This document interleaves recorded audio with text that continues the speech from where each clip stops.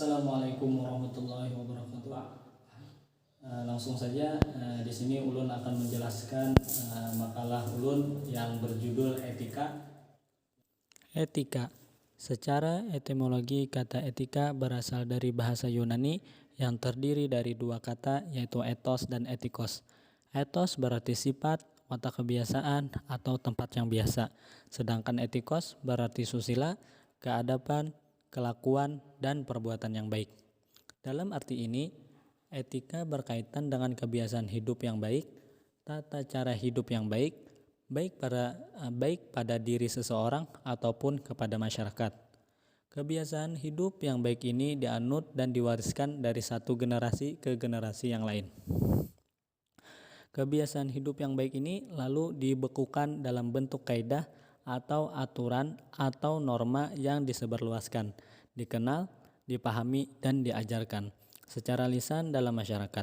Kaidah, norma, atau aturan ini pada dasarnya menyangkut baik buruk perilaku manusia, atau etika dipahami sebagai ajaran yang berisikan perintah dan larangan tentang baik buruknya perilaku manusia, yaitu perintah yang harus dipatuhi dan larangan yang harus dihindari.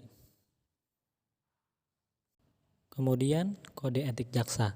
Kode etik jaksa serupa dengan kode etik profesi yang lain, mengandung nilai-nilai luhur dan ideal sebagai pedoman berperilaku dalam satu profesi, yang apabila nantinya dapat dijalankan sesuai dengan tujuan akan melahirkan jaksa-jaksa yang memang mempunyai kualitas moral yang baik dalam melaksanakan tugasnya, sehingga kehidupan peradilan di negara kita akan mengarah pada keberhasilan. Dalam dunia kejaksaan di Indonesia terdapat norma kode etik profesi jaksa yang disebut dengan tata krama adijaksa, yaitu sebagiannya ialah jaksa adalah insan yang beriman dan bertakwa kepada Tuhan Yang Maha Esa yang tercermin dari kepribadian yang utuh dalam pemahaman, penghayatan, dan pengamalan Pancasila. Kemudian jaksa yang cinta tanah air dan bangsa senantiasa mengamalkan dan melestarikan Pancasila serta secara aktif dan kreatif menjadi pelaku pembangunan hukum dalam mewujudkan masyarakat adil dan makmur yang berkeadilan. Kemudian jaksa mengutamakan kepentingan masyarakat, bangsa, dan negara daripada kepentingan pribadi atau golongan, dan seterusnya. Kemudian etika profesi Polri.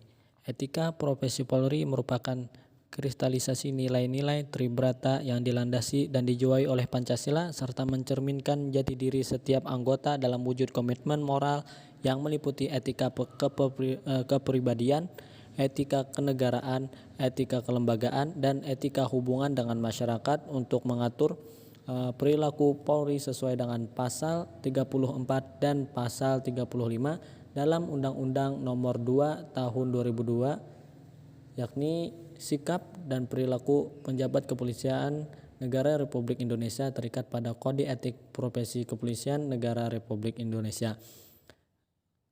Kemudian, jikalau pelanggaran terdapat dalam Kode Etik Profesi Kepolisian Negara Republik Indonesia oleh penjabat kepolisian Negara Republik Indonesia, maka diselesaikan oleh Komisi Kode Etik Kepolisian Negara Republik Indonesia, dan seterusnya.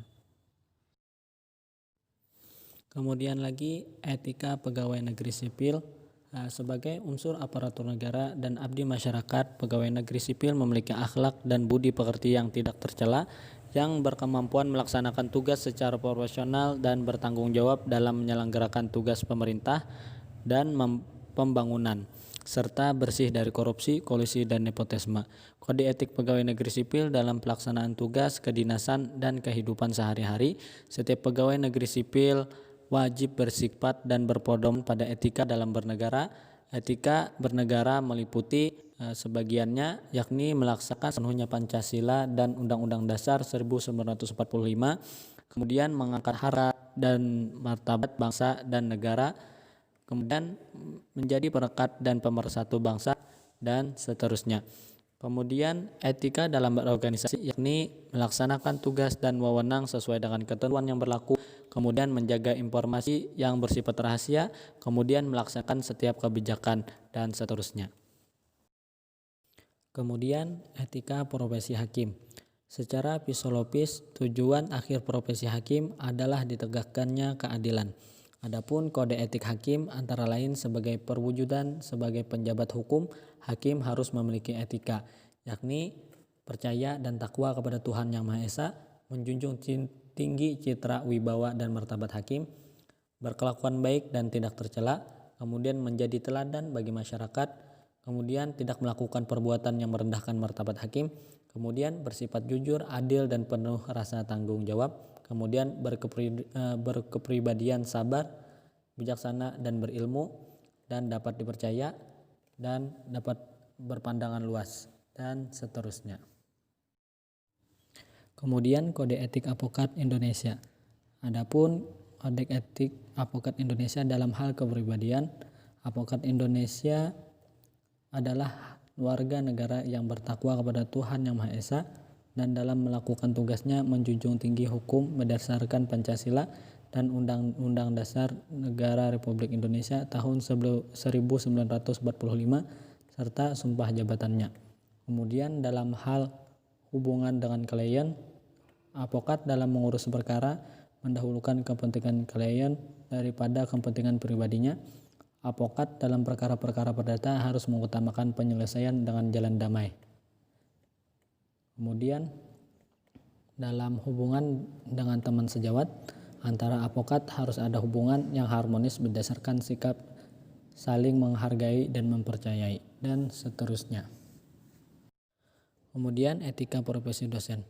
Sebagian daripada etika profesi dosen ialah ia menjalankannya secara bertanggung jawab, kemudian ia tidak melanggar hak-hak pihak lain, kemudian moralitas profesi luhur, yakni dengan ada moralitas profesi luhur tersebut, maka ada 3 ciri kepribadian moral yang dituntut dari pemegang profesi luhur, yakni berani berbuat dengan bertekad, kemudian kesadaran berkewajiban, kemudian sikap ilmiah, yang mana dengan sikap ilmiah tersebut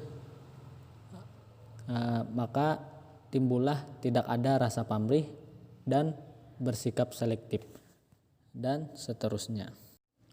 Kemudian etika mahasiswa. Sebagaimana yang kita ketahui bahwa mahasiswa merupakan intelektual yang sangat berperan penting terhadap bangsa dan negara ke depannya, maka dari itu sudah sepatutnya seorang mahasiswa memiliki etika yang baik. Sebagian daripada etika yang baik itu ialah berpakaian rapi dan sopan, memberi contoh yang baik dalam berperilaku, saling menghormati, berperilaku dan bertutur kata yang sopan. Kemudian dalam hubungan dengan dosen, menyapa dosen ketika bertemu, menghadap dosen dengan sopan ketika ada keperluan, kemudian bertanya atau mengemukakan pendapatnya dengan baik, dan seterusnya. Kemudian kode etik guru Indonesia. Guru Indonesia menyadari bahwa pendidikan adalah bidang pengabdian terhadap Tuhan Yang Maha Esa, bangsa dan negara, serta kemanusiaan pada umumnya. Guru Indonesia yang berjiwa Pancasila dan setiap pada Undang-Undang Dasar 1945 turut bertanggung jawab atas terwujudnya cita-cita proklamasi kemerdekaan Republik Indonesia. Oleh sebab itu, guru Indonesia terpanggil untuk menunaikan karyanya mendomani dasar-dasar sebagai berikut, yakni guru berbakti membimbing peserta didik untuk membentuk manusia Indonesia seutuhnya yang berjiwa Pancasila. Kemudian guru memiliki dan melaksanakan kejujuran profesional. Kemudian guru berusaha memperoleh informasi tentang peserta didik sebagai bahan melakukan bimbingan dan pembinaan. Kemudian guru menciptakan suasana sekolah sebaik-baiknya yang menunjang keberhasilan proses belajar mengajar, dan seterusnya. Kemudian kode etik anggota DPR, sebagiannya ialah anggota dalam setiap tindakannya harus mengutamakan kepentingan bangsa dan negara daripada kepentingan pribadi seseorang dan golongan. Kemudian anggota juga bertanggung jawab mengemban amanat rakyat, melaksanakan tugasnya secara adil, mematuhi hukum, menghormati keberadaan lembaga legislatif, dan mempergunakan fungsi, tugas, dan wewenang yang diberikan kepadanya demi kepentingan dan kesejahteraan rakyat. Kemudian juga anggota harus menghindari perilaku tidak pantas atau tidak patut yang dapat merendahkan citra dan kehormatan DPR baik di dalam gedung DPR maupun di luar gedung DPR menurut pandangan etika dan norma yang berlaku dalam masyarakat. Kemudian juga anggota sebelum mengemukakan pendapatnya dalam pembahasan suatu permasalahan tertentu, anggota harus menyatakan di hadapan seluruh peserta rapat jika ada suatu keterkaitan antara permasalahan yang sedang dibahas dengan kepentingan pribadinya di luar kedudukannya sebagai anggota. Kemudian anggota harus hadir dalam setiap rapat yang menjadi kewajibannya dan seterusnya.